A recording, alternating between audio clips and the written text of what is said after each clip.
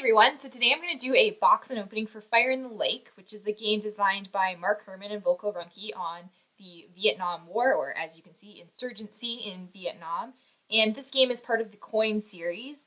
I've played Cuba Libre before, which is Volume 2. This one here is Volume 4. And we just picked it up yesterday at Board Game Bliss, and I just can't wait to take a look at what's inside and show you.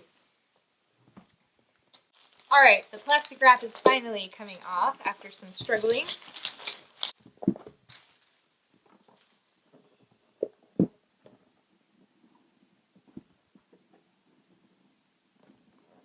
It's tight. Smell for John. And I'll say right away actually, just that the box art is pretty cool actually. I like the glowy sunset look to it. It's pretty nice. So we start here with a playbook and the rules of play. Again, we've got some artwork on the front. The rulebook is feeling reasonably thick, but as per GMT, they also have really nice rulebook paper. Is that true? I guess most rulebooks are actually more plasticky feeling, but I kind of like the paper feel, to be honest. So, length of the playbook is, 51 pages. There you go. But it looks like these are just a lot of notes, non-player design, background, you know, all the special stuff that comes with GMT rules. Let's see what the actual rule book looks like. We've got some more special art here, distinct from the board game box. And the rules in this case are, 27 pages in the book. But we've got a key terms index in the back here, taking up some space. Okay, player victory. Okay, there you go, 8.9. So it looks like the rulebook's about 23 pages.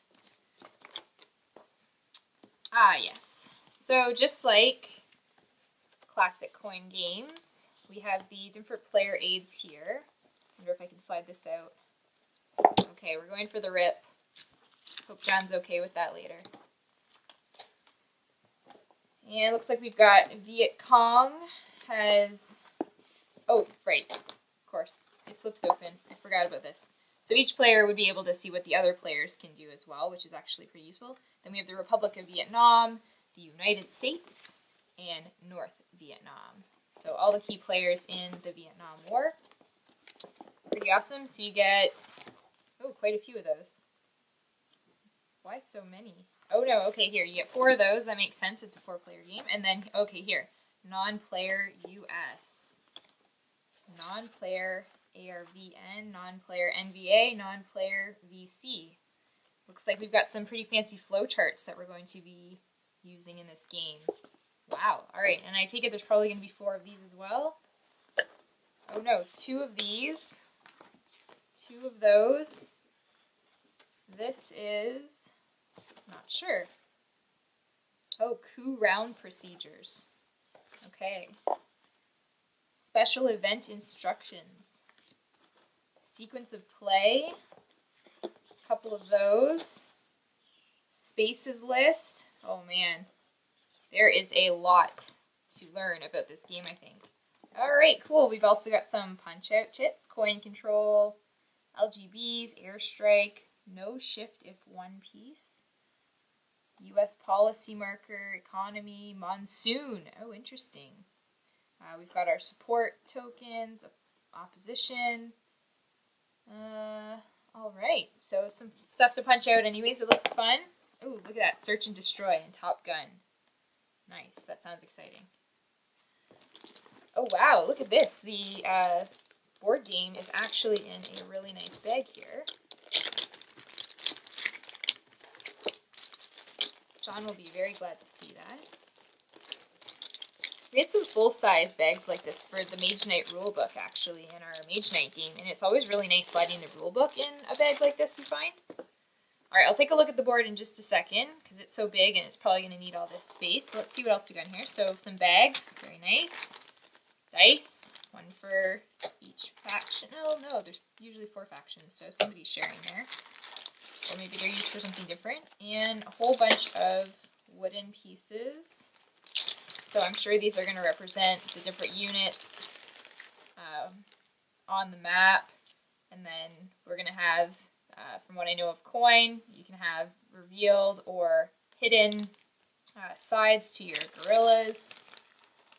Some other rounded discs chits as well. And then we've got these white pawns. I'm trying to remember what they actually do in Cuba Libre. I think they have something like this as well, but maybe I'm wrong.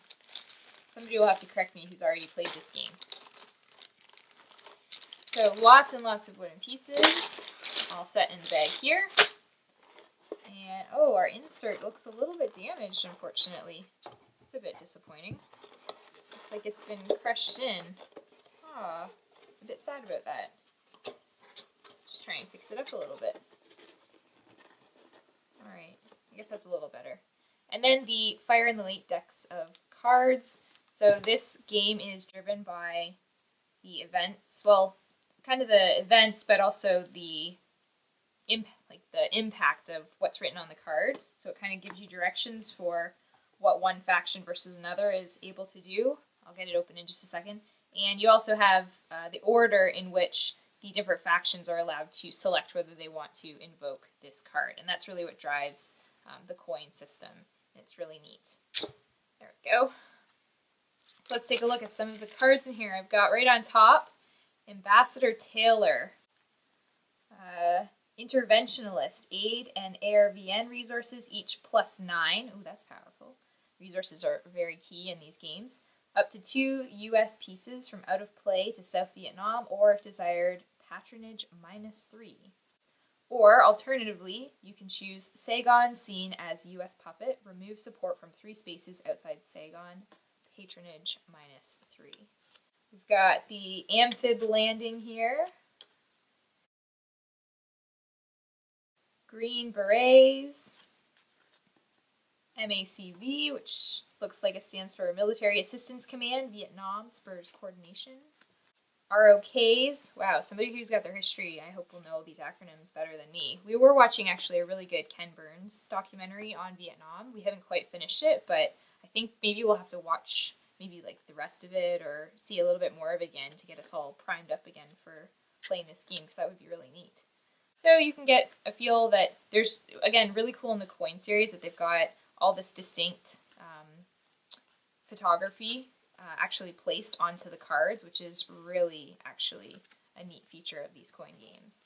So there's some of the cards there. All right, let's take a look at the board, and I'll see if I can get this back in here, straighten out my mutilated insert here. Rule books in, a ton of player aids. All right, let's take a look at the finale part, right? The game board. I don't know, is that the finale? Or sometimes I think even just the board game box itself can be the finale because they're so beautiful sometimes. Again, I like this one. I think it's looking good. All right, let's take a look at the board.